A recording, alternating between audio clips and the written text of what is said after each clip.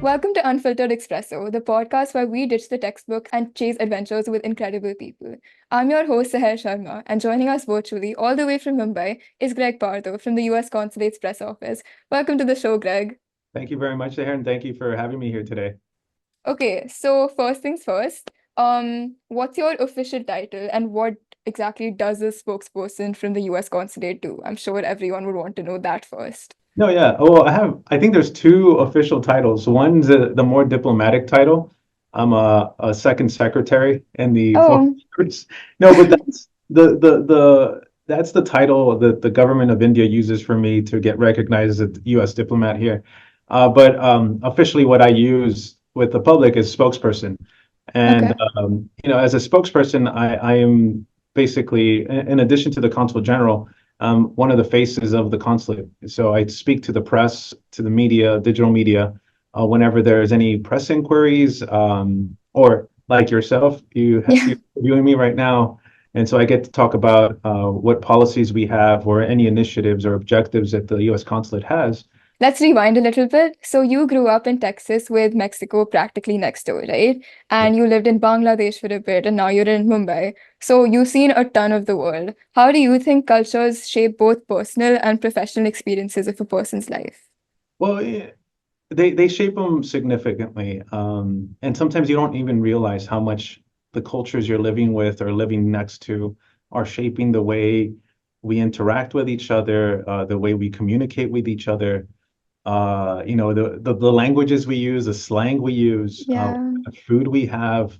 And it's so, it does impact you. So, like you said, I grew up in San Antonio, Texas, which is 3.5 hours away from the US-Mexico border. And my mom is from Mexico, so I grew up going to Mexico a lot to visit Okay. my grandparents, my nana and nani ji, as you would say. And I, of course, I did that. I spent a semester in London, so in the UK, when I was Oh, at university at St. Mary's University. I did a program in London, and of course, Bangladesh. I also did study abroad in India. oh, I wow. I went to Delhi in 2005, and then also Ranchi, Jharkhand. So two different Wow. places. And so yeah, they really shape you eventually on how you interact with people, because the way I interact with, say, friends from my neighborhood in San Antonio, it might not be the same way I interact with people I know in London or in India or in Mexico. Yeah. Very different. So it does shape the way you communicate with each other, and also how open you are to like fun things like different foods or sports. Yeah. It's said that people who travel are smarter. What do you think about that? Are they actually smarter? Yes and no. Okay. I'll start with the negative first. I, Okay. I know people who have traveled around the world and seen different places, but they didn't really immerse themselves, allow themselves to explore the culture they went to visit. And so maybe they don't tend to be smarter. They're just somebody who traveled. But I think those who really take the time to immerse themselves. So when I first came to India, I was only here for 3 weeks, but making sure that I was learning what people eat, that there is vegetarian food and non-veg. Not everybody eats Punjabi food. I think in the United States, what people think there is that all Indian food is Punjabi food. Um, Spicy also. Spicy also. Yeah. The other thing is, how people practice religions. I didn't realize how diverse Hmm. India is in terms of religions. There's Hinduism, there's Islam, there's Christianity, Sikhism, Buddhism. Everything. Yeah. And I think exposing myself to that, obviously, and learning more about the culture makes you smarter. But you have to make the effort when you try Yeah. to immerse yourself in that culture, and to learn how things go, and to learn how to respect differences.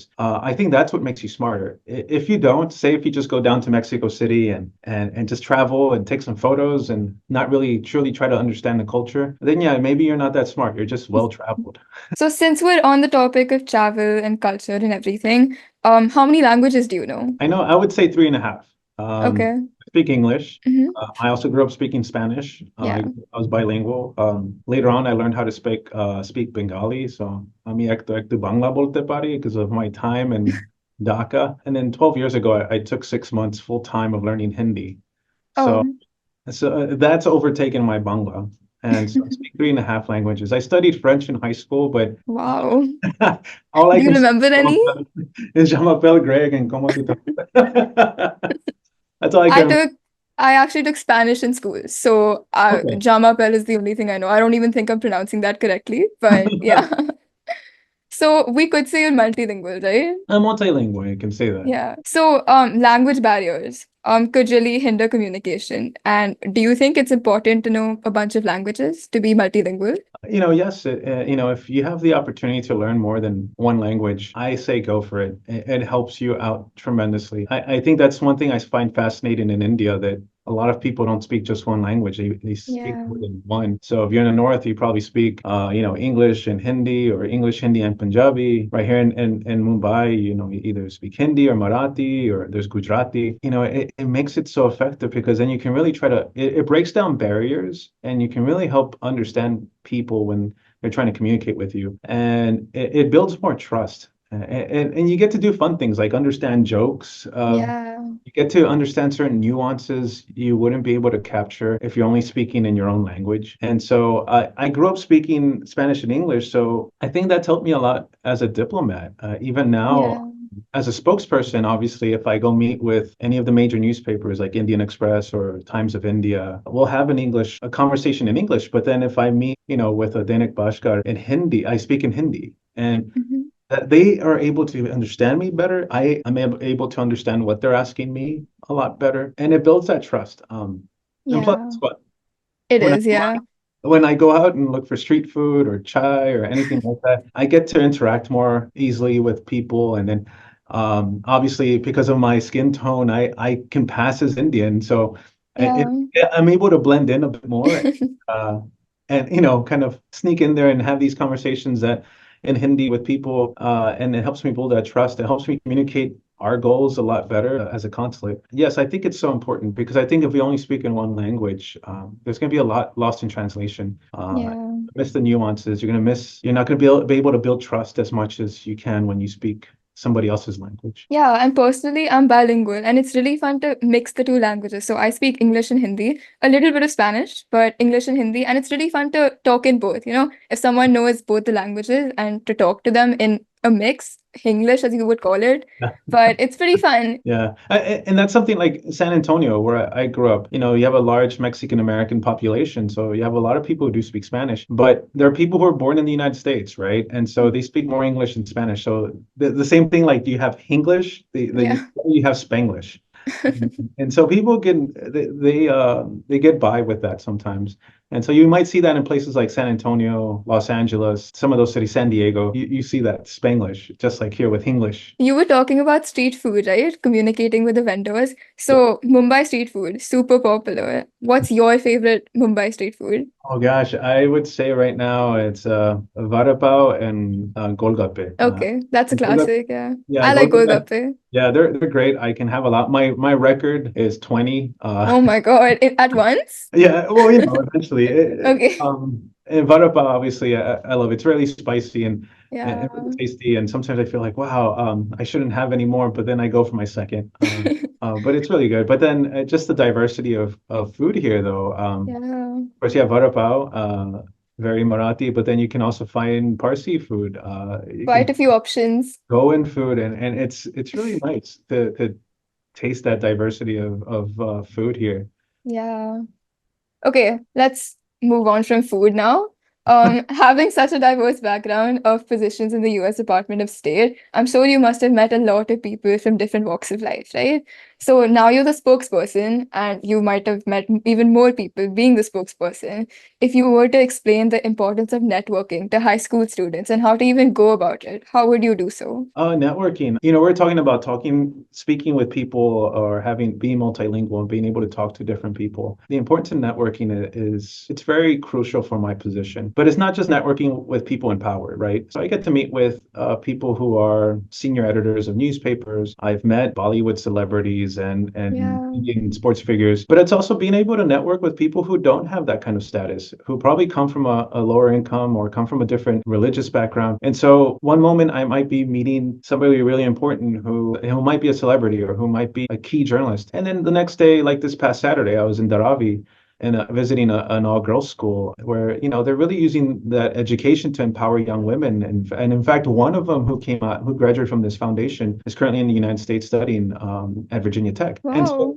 it's so important to network learn how to network as a high school student. You can start that by just networking with your teachers, working with each other, sometimes going beyond your comfort zone. Don't just hang out with those who come from the same income or same religious background or same neighborhood. Maybe start meeting people who come from different walks of life, chatting with them, and learning more. I think that's really important because that really helps you with your emotional intelligence as you get older. And you'll hear this a lot, the EQ, learning how Hmm. to read a room. That's important. But also, just as a high school student, I think it helps to start being confident when you are networking with people, introducing yourself, knowing when to say ma'am and sir in certain situations, and then being okay with like, hey, how's it going with other Yeah. people. You'll understand that, but these are skills that will help you in university. These are skills that will help you in your career, regardless of what industry you go into, whether it's business or diplomacy or education. So if you're a high school student, I would say you start in school, reaching out to teachers, Yeah. asking for advice, reaching out to counselors, neighbors, family members, creating a mentor network, a network of mentors. And mentors can be your teachers, your coaches. It can be your friends or older classmates who can serve as a mentor or relatives. And that's how you do it. Because I think you should never try to do things alone. You should always have a community of friends who can or supporters who help you Support system. Yeah. support system. And that's part of networking. In college also, most public universities have such a big class size. So I've heard whenever you go to college and you attend these lectures, you should always reach out to professors and, talk to them because, I mean, if there's 1,000 people in the room, you're just one there and you have to make yourself stand out, right? Exactly. Stand out. And, when people know you, especially if it's a professor or a research assistant, if there's an opportunity that comes up, if they know you, you're the first person that comes to mind. It's like, oh, Yeah. I know Sahed does podcasts. Let's do her. Let's offer this opportunity to her because she's really good at communication. And that's really important. So networking is important. You can't do things in isolation. Okay, so you said you've met all these celebrities, influential people, and sports persons. What was your favorite interaction and who was it with, if you could name one? Favorite interaction so far before the Cricket World Cup that happened in the United States and the West Indies, we were able to do some videos with Virat Kohli, Oh, and yeah, I saw those. so he's like the Stefan Curry, LeBron James of cricket, India. India and Yeah. Indian cricket. And so I didn't know what to expect. He was actually really nice, down to earth. He had put some time aside just for the recording here with us. And usually sometimes you might have celebrities who are just thinking, hey, I need to do this real quickly and I need to leave. And he took the time to chat with us. He shared with us what he thought about cricket and in the United States and how that was unexpected for him, Yeah. but also just looking forward to playing in New York, and his favorite sports figure, American sports figure, who is Michael Jordan. Oh, And so that was nice to hear, and just him sharing about his family, what he thinks about his kids, future. And that was nice. That was a really nice interaction, especially when you see somebody on the pitch or on yeah. TV, so you don't know how they're going to be. Maybe you think to yourself, maybe they're not going to want to talk to you. He was actually really nice, but we've had some fun things. Been able either randomly or professionally meet people like Anupam Kher, or I was Oh, do a video where I did some dialogue and chat with Akshay Kumar, oh, yeah, I saw that. That was pretty funny. and that was really funny. And of course, again, these are people who are on the TV screen who then you get to, you meet in person, and that's exciting. At that moment, you're trying really hard not to become a fanboy because it's like, this is somebody famous. Yeah, you see them on TV and now they're like right there. So, Yeah, so that was good. But again, just like I enjoy meeting with them, I enjoy meeting with people from all walks of life. So I've met a yeah. variety of people, not just from Western India, but also from my previous assignments here, from Bihar, from Jharkhand, Punjab, and West Bengal, and the Northeast.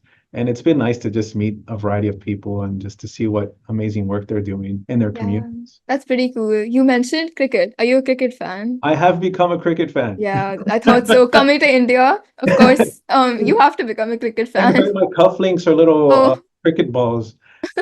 Uh, I'll be honest. So we were really excited this year that cricket, the T20 World Cup was happening in the United States, and because it gives us an opportunity to show India how much we share in common, And Yeah. there's a sport that is obviously really famous in India, and being able to host this in the United States, and we knew that was going to be very exciting for people who are from India, who are living in the United States, or the Indian diaspora, Indian Americans, and just like Virat Kohli said, not just for them, but all the South Asian Americans who are there, people from Bangladesh and Sri Lanka and Pakistan who are living in the United States, and now they get to see their teams of their home countries coming to play there. And so that was really exciting for us. And it was just even more exciting to see India win the World Cup. Yeah. The US, Finally. yeah, the US team didn't get to get that Oh, far, but they yeah. played well. Yeah. And so again, it was an opportunity for us to show how much our two countries are coming together, these things that they have in common. But I'll be honest, when I first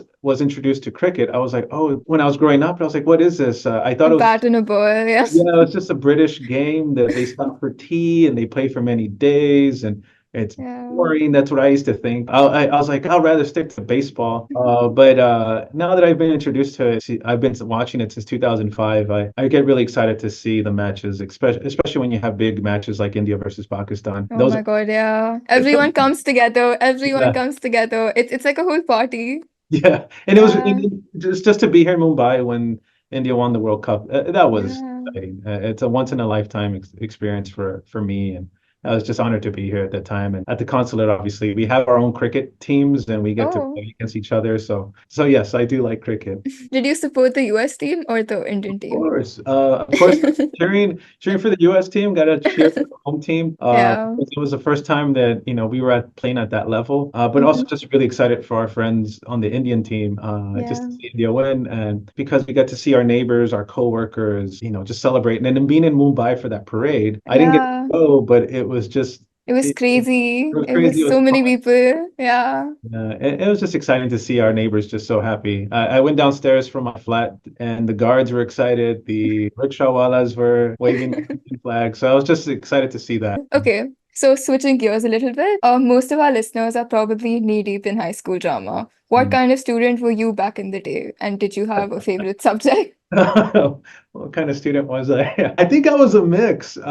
I was a late bloomer in terms of living up to my potential in terms of grades. So when I started off in high school in class 9, I didn't do too well, and I think it was Okay. because I wasn't smart. It was just I wasn't focused, and I think I was just too busy trying to either be popular or oh, do the girls like me or the typical things that high school students Yeah. get involved in. But I got really focused because a few of my mentors, I guess, saw potential in me, and they got me involved in debate, and they got me involved Hmm. in youth and government, which is an internal kind of like mock government.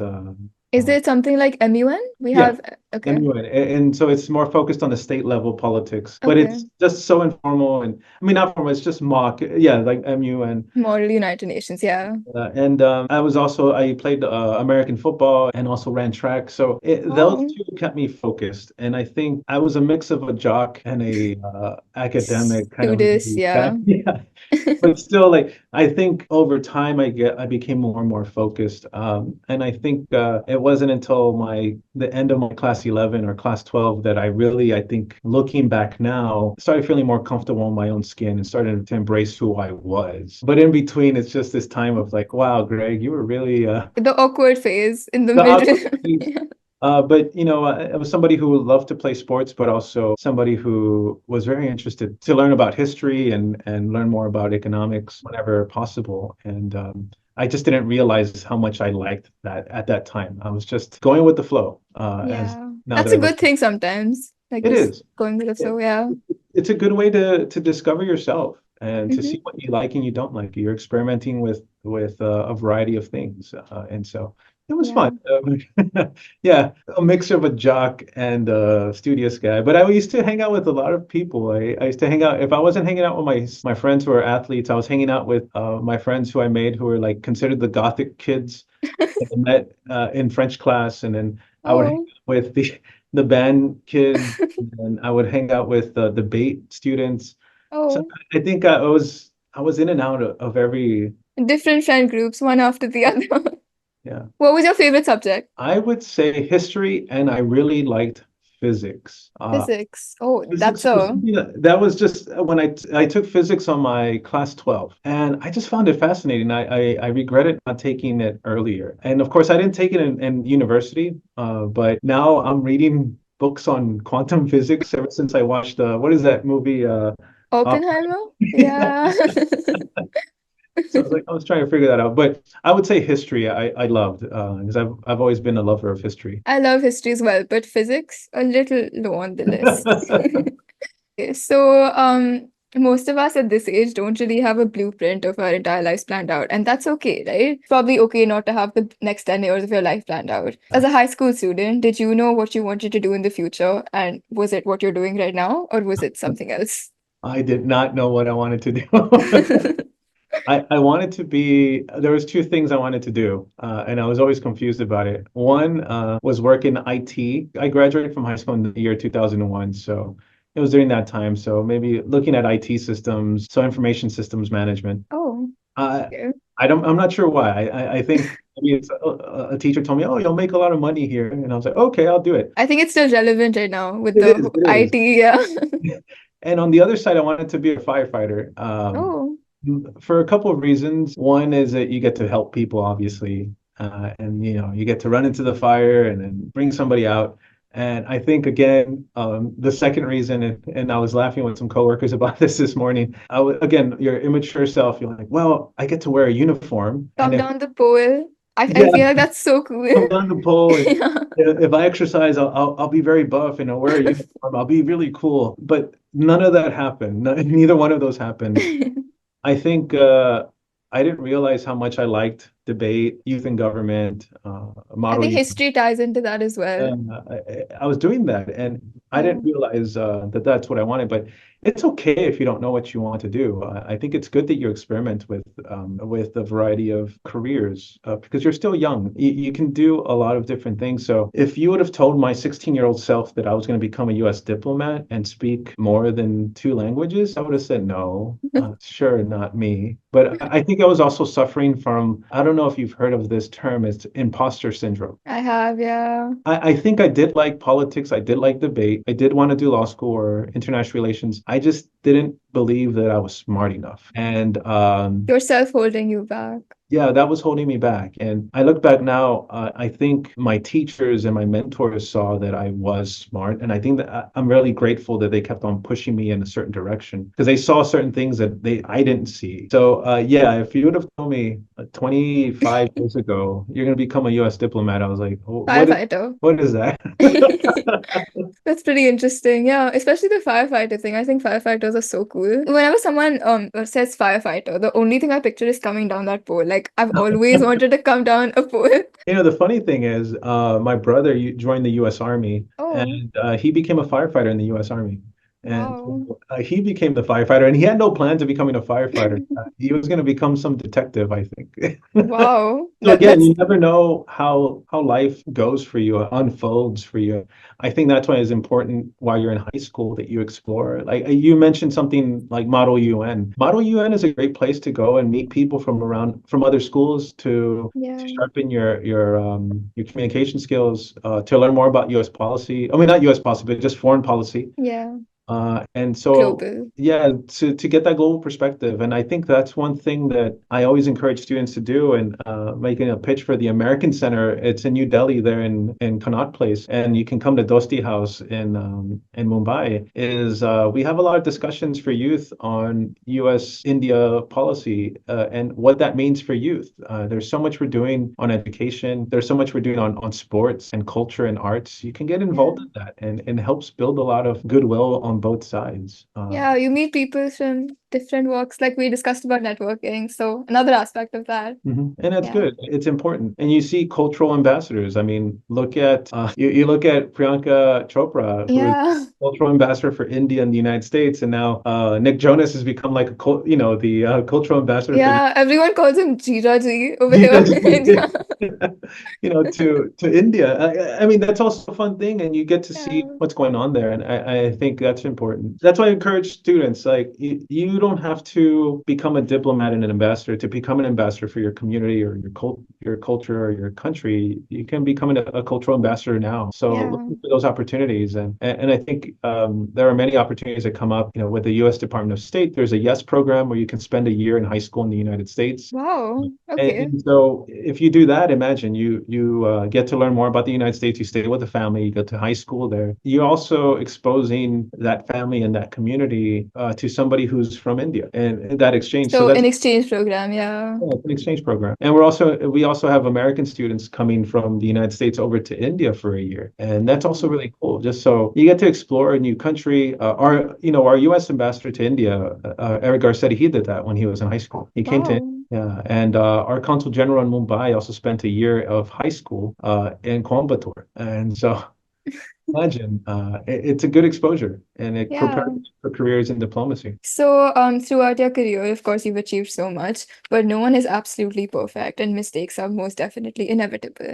For students, especially looking at marks we didn't expect, or even a bad grade, it does sometimes feel like the end of the world. Like, oh my God, what am I going to do now? But do you think it's important to make mistakes? It's human to make mistakes. We're all going to make mistakes. No one's perfect. I think it's important to learn from your mistakes. Yes. So those are things I've learned. You mentioned my career. I think early on, the mistakes I made were maybe not asking for help early on, thinking I can solve the problem myself. And that's Hmm. not the way you do work in diplomacy. You should ask your coworkers. I used to be a poor planner when I was in high school. I would not have a calendar or a schedule. And sometimes I would not show up to meetings I was supposed to be at. I was overcommitted. And one thing I learned from there is that I had to be better structured. I had to have a better plan, have a schedule. Organized, yeah. Be organized because Hmm. then people start looking at you as someone who's flaky. Or that guy never shows Yeah. up. But in my career, I would say is making sure that things I learned before is just making sure your staff are doing well, your coworkers, Well-being. yeah, the well-being, also making sure that they understand what your objectives are for whatever project you're working on. That's important. Always ask questions. I think that was one of the big mistakes I made when I first joined the Foreign Service as a U.S. diplomat, is not being confident enough to ask questions so I can get a clearer picture of what we're trying to achieve. Yeah. That's really important to do.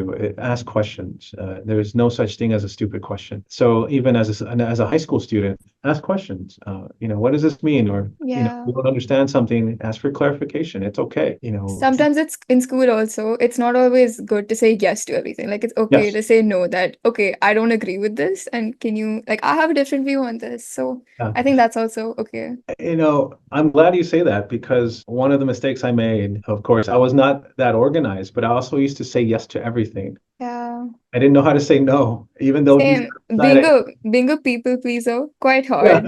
a Yeah. people pleaser. There you go. I wanted Yeah. to keep everybody happy, and I've learned the hard way. It's like no, you can't keep everybody happy, and in fact, Yeah. you'll make people angry with you if you can't follow through, if you're overstretched. And so, Yeah. in high school, I know a lot of people want to prepare for university. So, say for example, you're trying to study in the United States. I'm going to go and apply for 20 universities, and I need to do all these extracurricular activities, so then I look really good for Harvard and for MIT. And maybe quantity does not mean it's going to be good quality, right? It's Yeah. quality. Quality over quantity. And that's where I would say narrow down what you really like and focus on that and do it well. Because college admissions committees will look at that. I'll just make another pitch. This is what we do with Education USA. It's a service we provide at the American Center there in New Delhi and also here in Mumbai. That's where you get some advice on how to manage that. Because if you take on too much, then it can also be very stressful for you. And then Overwhelming. Yeah. It's very easy to get overwhelmed. yeah. And then you'll get confused on what you really want to do. You start failing, not necessarily with your grades, but you start burning out, as I would say. Yeah. Yeah, I think it's really important, the quality over quantity thing. It's important to go into the depth of things rather than doing like 50 things at once. Exactly. Okay, so going back to grades, marks, etc., sometimes it does truly feel like our entire world for high school students revolves around making it to college. Like that's the only thing that we're aiming for. But Yeah. we get so caught up in this, sometimes we lose touch with reality.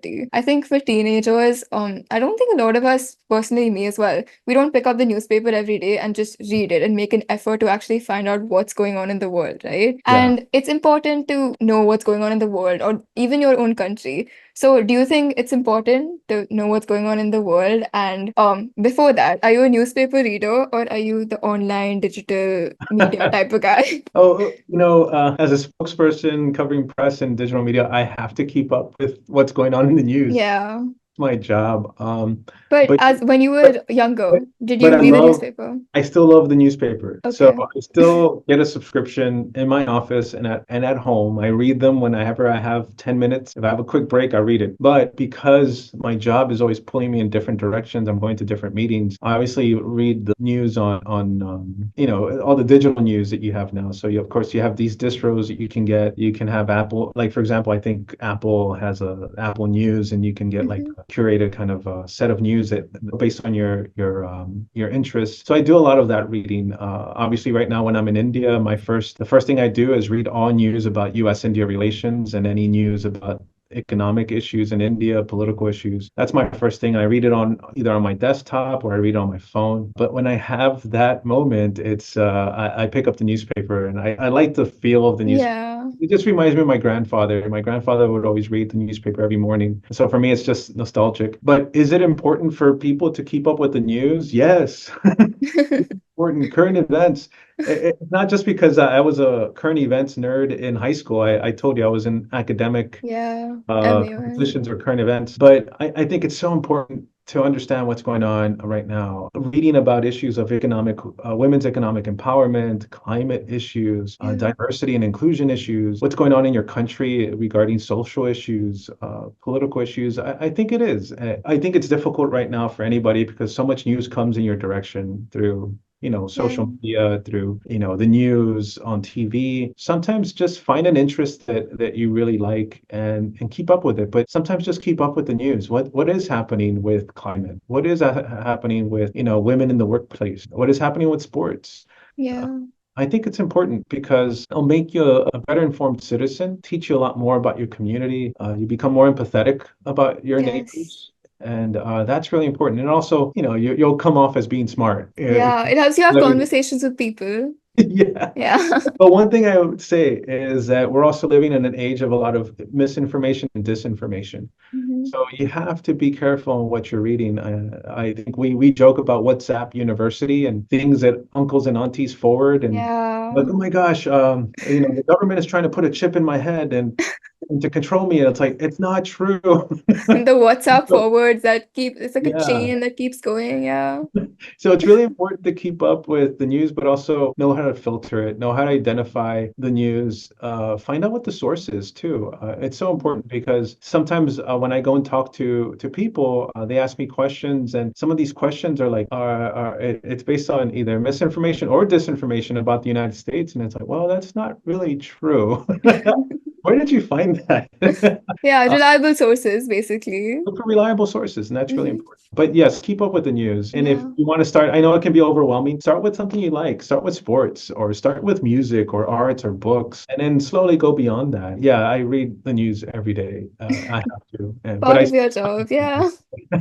in fact, I have a framed photo of a newspaper of the day of Indian Independence Day back here. Wow. And so that's That's how pretty much. cool. Yeah, I think how you mentioned about reading an actual newspaper. I think it's the same way for books and movies. I think some people just prefer having a book where you can, turn the pages versus watching a movie. So I think Exactly. that's Yeah. pretty Yeah. similar. What do you think are the three most valuable skills that students need today or should have today? Three most valuable skills. I would say writing effectively. Hmm. And that means it doesn't mean just letter writing, but I'm talking emails or communicating effectively. That's really important. That's a universal skill. It's a timeless skill. And if you don't communicate effectively, then people won't understand what you're trying to achieve. Yeah. So, and obviously now with AI, with things like ChatGPT, it can be easy to type something up real quick, but still learn how to communicate. And that's not just typing, it's also oral communication. Okay.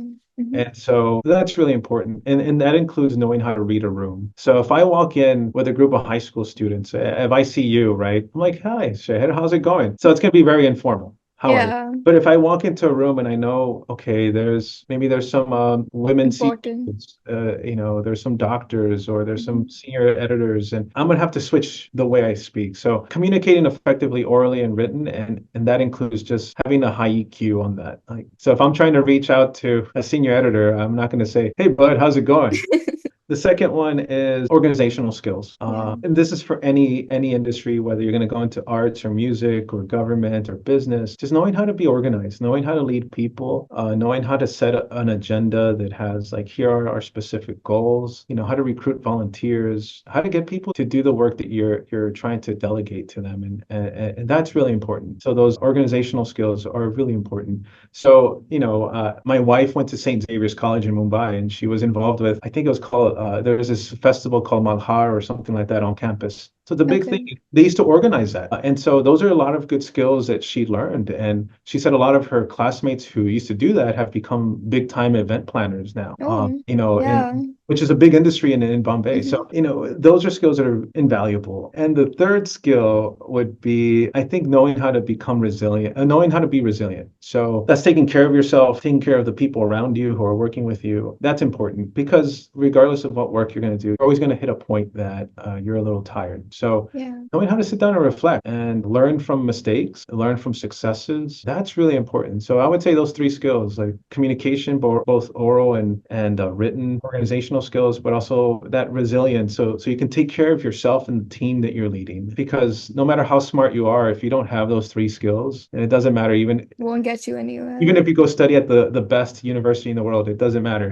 If you don't have those three skills, then you're not going to Yeah. be successful. So about stress, taking care of yourself, I think it's pretty relevant for high schoolers. How do they cope with stress? What do Yeah. you think? I don't know. How do high schoolers cope with How stress do now? you think they should cope with stress? Do How you do have any they anything to say about that? find a hobby? Like find something Hmm. you like, do it. Disconnect from your phones every now and then. I grew up at a time where we didn't have smartphones around us. Yeah. Uh, Social media Social detox. media, yeah, do a detox. Find a hobby that you really like. Learn how to play the guitar. If you like running, go running. You want to go volunteer somewhere and teach underprivileged kids, for example. But I think the most important thing is always having those close circle of friends that you can talk to. Yeah. The support system. The support system Hmm. where you can share, frustrations, ask for advice. That's so important. That was true back when I was in high school, and it's true now. Just having a support network is so important. You're going to be going through a lot of changes. Hmm. You're probably going to school with students who you've known your entire life, and then say, for example, if you decide to study in the United States, you're going to leave the country, or if you're going to study here in India, you're going to go into another university or campus where you're going to meet new friends, students, and that can be a shocker for a lot of people. One thing we tell students when they get ready to go to the United States and study is like connect with people who are studying there right now who are from India. We have pre-departure orientations, so we get together all these students who are getting ready to leave for the United States, and we bring them together for a big session for them and their families. They get to meet current students who are there, and they also learn how to deal with culture shock. Yeah, I was just about to say culture shock is a big thing as well. Yeah. One thing I was going to say, I know you've asked me for three skills. I'll add a fourth, Okay. cultural adaptability. Because no matter where you go, even if you stay in your same country, you're going to have to adapt to a new culture. Yeah. So that's another thing that's really important. So even if you stay in Delhi and say you go to St. Stephen's, very different from where you're going to high school, right? Yeah. And if you go to another country, you're gonna have to adapt to that culture. And that's something I've learned too over time, even when I went from high school to university, cultural adaptability. I think you're kind of used to it, going to different places I, and I'm adapting to the culture. I'm used to it now, but I'll Yeah. admit it was initially difficult because you Yeah. want to be around what is familiar. When you expose yourself to other cultures or people, it's good to get out of your comfort zone. Yeah. And so it's initially a shocker, but then eventually you learn how to adapt, and then it becomes fun. And so it'll be difficult at first, but that's why it's important to have that the circle of a support circle, Yeah. support system. Okay, so as a student, like if students want to go to the US to study, with all the protests and everything going on, I mean, from an outsider's perspective, it does look kind of dangerous, especially to our parents as well. So what would you say about this? One thing I would say is our universities, and we've been saying this for these past few months, and also our ambassador has been saying it a lot in the press. It's universities prioritize students' security. They prioritize international student security and well-being and safety. That's something that's really important. Like I said, we do a lot of pre-departure orientation, so students and parents get to meet students who are currently studying there, also Yeah. parents who have students in the United States. With protests, we're a big believer in the right to protest and the freedom of speech. It's really Yeah. important in the United States, and it's something that we continue to uphold. But it's also, the right to free speech and a peaceful assembly. So we encourage people who are doing that they remain peaceful. And you see that throughout different university campuses. But as always, universities will prioritize student security, but we also encourage students to, wherever they're going to university, whether they're going to Indiana University or St. Mary's University or the University of Texas or Harvard, UCLA, familiarize yourself with the security resources that are there. All university campuses have these blue lights. They're like little towers. And Okay. so all over campus. So if you're ever walking there at night or during the day and you feel like you're not safe, you can press that and the campus police comes and helps you out. And so Okay. they make sure to keep you safe. There's also, for a lot of parents, they're concerned about the culture shock their students are experiencing. Yeah. Every university has a counseling center where people can go and seek counseling for mental health well-being. I would say for every student and every parent who see, like, say, protests online, one is reach out to the university that your student is going to and see what their security is. And they all prioritize security. And that's important. And also for students who go to the United States and they choose to protest, again, you have the right to free speech, but know the rules. And it should be peaceful assembly, which is it's something that's in our Constitution. But again, I would say universities prioritize student well-being and safety, and it's something that is really important to us. So we provide that information to students who are going to the United States. There's a lot of resources out there for students. And I know at the University of Texas, when I used to be there for my master's, there was a volunteer student group that if you're studying late at the library and you're there till midnight or 1 in the morning, you're going back to your dormitory. You don't want to walk by yourself. Yeah. You can call them and then they would come and Oh, meet you wherever they're at, and they'll escort you. They'll walk you. They're these buddies who kind of walk to your dormitory. that's nice. Yeah. That's nice. So we still believe that university campuses are safe for students. They're a great place for learning. It's a great place where you're going to be able to flourish and grow. And most importantly, like if they're going to the United States and you're from India, you'll continue to help our relationship grow. There's over 200,000 students from India studying in the United States right now. Wow. 2 lakh, and it continues to grow. And they make our classrooms more vibrant. And these people end up being the people who glue our relationship together. So we're going to continue to encourage students and parents to consider the United States as a destination. I think that clears a lot of things up. Yeah. Yeah. So you were involved in international relations. How can someone in high school begin to even explore this field? And what course did you do in high school? Sure. I'll start with what I did in high school. In Yeah. high school, I did your general curriculum, and this is in Texas in public schools there. I had to take my mathematics. I had to take geometry, algebra 2, calculus. I had to take my science courses. I had to take economics. I had to take government. I had to take art and theater. Quite a few.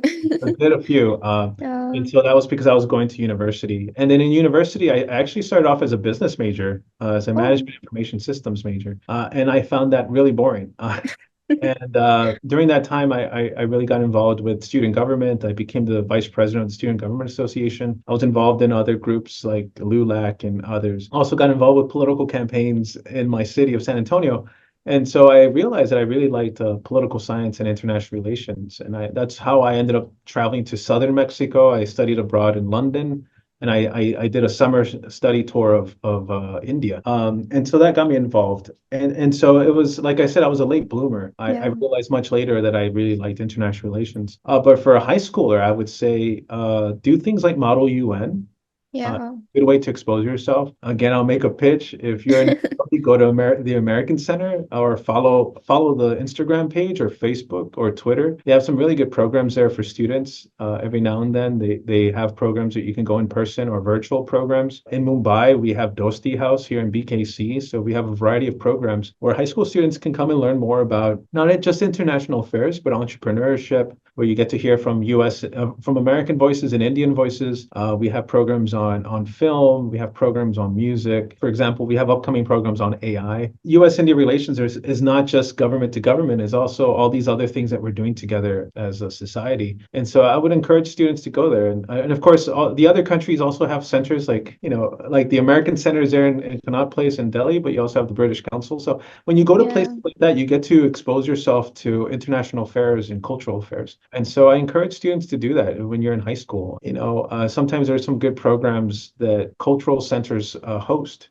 And so if you go to a cultural center in your city, that's a good place to go and learn more about a different culture or country. So, but if you don't have much time for that, I would say try to do things like Model UN. Great ways to start exposing yourself to global affairs or international relations. Yeah, so these early career experiences, I think they help professional growth quite a bit. Even internships, right? So do you think it's important to have internships in high school? Because, when you get to 11th, 12th grade, everyone's like, okay, you should do an internship. It, gives you exposure to the field you might be wanting to go into, right? No, yes, please do. Like you should. If you have the opportunity to do it, I think you're a good example. You're doing this podcast. You're exploring something. You're exploring podcasts, which have become really big now. It's a new form of communication, and you're going to use a social media platform. So you're exploring a certain field that maybe you won't do it as a career, but you're learning skills, and it's something you can point to when you're applying to a university. And so, yeah, I encourage students to do that. Some students volunteer for an NGO or a nonprofit. Any opportunity you have like that, I would say do it, because that's also the time that you get to spend exploring what you like to do and what you don't like to do. Yeah. And so once I started doing more information systems management work, I realized I don't think I like this. Yeah, I've heard a lot of people when they go to college switch their majors like that. Like you go to college like doing one thing and come out doing another. So I think even college is a place to explore, right? Yeah. And that's why you see that, for example, in the United States, I was an information systems management major and I dropped it. I was able to switch over to another major. And I think liberal arts colleges are pretty flexible about switching and all. flexible in general. And I think, well, I'm speaking for the United States universities. I think even if you're majoring even if you go to a major public university, you can start off, you can go in undeclared, or you can go in, say, as an engineering major, and then you switch to business or economics. Yeah, you can do that. And I think that's the flexibility, I think, that's one thing I really like about our higher education system in the United States. Yeah, I agree. Okay, so let's speed things up a bit with an instant brew round. Quick answers, quick questions. Okay, I'll give you a 3, 2, 1. Okay. 3, 2, 1. Funniest stereotype about Mexicans. People think we all know how to dance. We all don't know how to dance. I'm one of them. I cannot dance. I have 2 left feet. Favorite movie? I would say The Dark Knight Rises. I'm a big Batman fan, and The Dark Knight Rises is just one of my favorites. Most used app on your phone? Oh, I would say Instagram. I love Instagram and I love too, but I just like following, different influencers, and sometimes I get my news from there. That's where I start off. Okay, I think I might know the answer to this, but I'm still gonna ask. Is Taco Bell authentic Mexican food? No. That is not authentic Mexican food. There's much better Mexican food out there. Okay. Okay, one Gen Z slang you just don't understand. Riz. Okay. Maybe I'll try my best to explain that after this. If you could be anyone's screen or book character, who would it be? Ooh, I think I would be, oh gosh, oh man, difficult one. Okay, I'll go with movie. I think I'd be, oh gosh, I'm a Batman fan. I would be Batman. Yeah, I saw that answer coming when you mentioned Batman. Yeah. Whenever they show movies, like Mexican movies or Mexico in movies, why does it always look yellow? Is it actually yellow in Mexico It's or not no? yellow. Okay. And I can, it's not yellow, and I think they just do that I'm not sure why they do it. I think I've It's read it really somewhere. weird. It creates this like a mysterious kind of environment, but it's not yellow. It's they have blue skies and I'm sure, yeah. they have mountains and plains. Okay, one book everyone should read. The Alchemist by Paulo Coelho. Yeah, it's a great book, especially once you get ready to graduate from high school or university. Great book. What's the best piece of advice you've received? Never stop learning. Always continue to learn. And I'm learning that right now as I learn how to use ChatGPT and AI. What's a common misconception about your job that annoys you? So I'm a spokesperson, right? Yeah. Everybody thinks I work on visas. I think US Consulate in general, when you hear that, it's like visas. Yeah, I get slammed. And in the United States, a lot of people outside of Washington, D.C. don't understand what I do. So they think I'm an officer, an FBI agent. Like they think I'm like a international spy and jumping out of helicopters. I'm like, no, it's not that. Okay, let's clear it up. You don't work on visas, right? Yeah. Okay, got it. What's one thing you miss most about the US? Barbecues and picnic. I just miss Mm, being out doing that outside with friends and family yeah. out at parks, and it's a big thing, especially from in Texas. We love to have our barbecues and picnic. Fun. Last one. What's next on your career bucket list? Do you have anything I you think want to do? one thing I would love to do is, and it would just be to check the box, is work in the White House. That's a nice one. Okay, last one for today, and an answer which I think differs from person to person. What do you think the world will look like in a decade? Oh gosh, it's going to be so different. I think AI. yeah, AI. AI is going to change the way. It's another pivotal moment where it's going to change the way we interact. Just like Google and Facebook and kind of transform the way we communicate in society, AI is going to do the same thing. And so you're Yeah. going to look back in 10 years and you're going to say, wow, I remember a time before AI. And so Yeah. so yeah, the world is going to continue to get smaller, meaning the way we can communicate. So even today, we're doing this Virtually. virtually. This would have been unheard of 25 years ago. It would have been very difficult. You would have had to have all these different connections, and we do it so easily. Yeah, I think COVID helped with this a lot, especially the virtual aspect. I Mhm. think everyone learned how to use Zoom and things like that because of COVID. Yeah, the pandemic. Yeah. Okay, so this sums it up. Thank you so much for sharing your journey and insights with us today. It's been a pleasure having you on the show. Thank you for having me, and best of luck to you, and best of luck to all your listeners out there that are exploring high school. And like I said, look up your local American Center, whether you're in Delhi or if you're in Mumbai, look up Dosti House. We have a lot going on here. And if you're ever exploring foreign affairs or you want to learn more about the US and India or studying in the United States, we're the best place to come to. I think that's a cool name also, Dosti House. Yeah, Dosti That's a House. nice name. Okay, to our listeners, thank you for tuning into this episode of Unfiltered Espresso. Be sure to stick around for a bit. Until next time, bye.